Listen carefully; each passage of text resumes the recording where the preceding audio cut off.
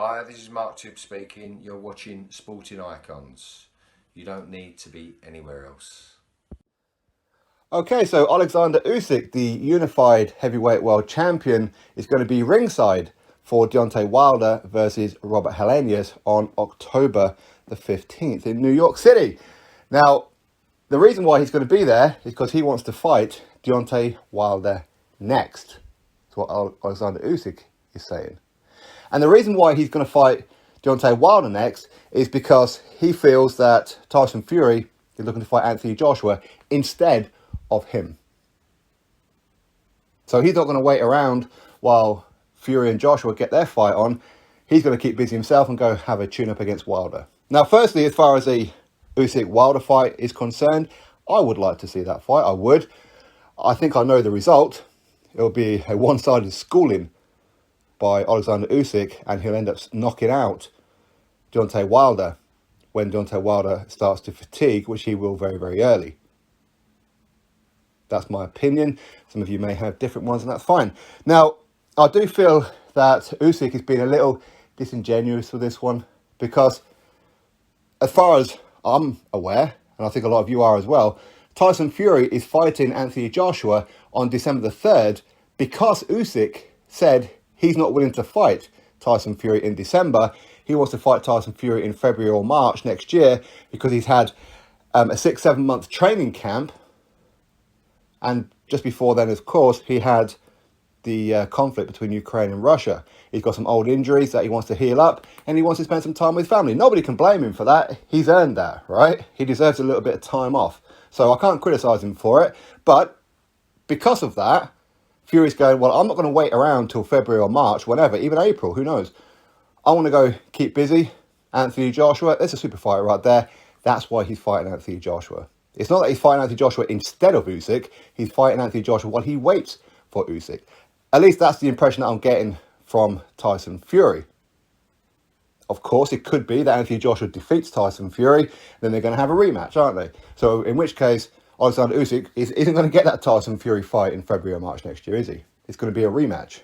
So, of course, you never know what's going to happen. But it is a little disingenuous from Oleksandr Usyk. It really is. But at the same time, we can also look at it from, say, Deontay Wilder's side. We can see that the PBC, Premier Boxing Champions, Al Haymon, Shelley Finkel, have some kind of deal with the WBC. The WBC announced that 4-man tournament to crown the WBC mandatory challenger. Out of all the top 15 that they could have chose, they chose the 4 PBC fighters. Andy Ruiz Jr., Luis Ortiz, that fight's already taken place. Andy Ruiz Jr. is through to the final, if you like. And of course, you've got Deontay Wilder versus Robert Helenius. The winner of that fight will then fight Andy Ruiz Jr. for the mandatory position. Personally, I wish that they would have just skipped out on these first fights. We all knew that Ruiz was going to beat Luis Ortiz. We knew that one. It's pretty much a foregone conclusion. Same with Wilder and Helenius. To skip those, just have Wilder versus Ruiz. That's what the PBC want. That's what the WBC want, to get straight to it.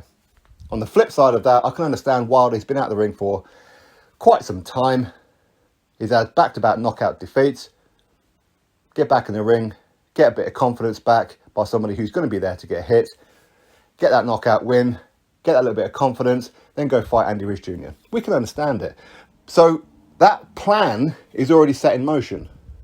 So Wilder, very, very unlikely that he's going to pull out of the Andy Ruiz Jr. fight to go fight Usyk, even though it will be for the unified belts. Personally, I don't think Wilder, while he's got any kind of backbone, is going to fight Oleksandr Usyk.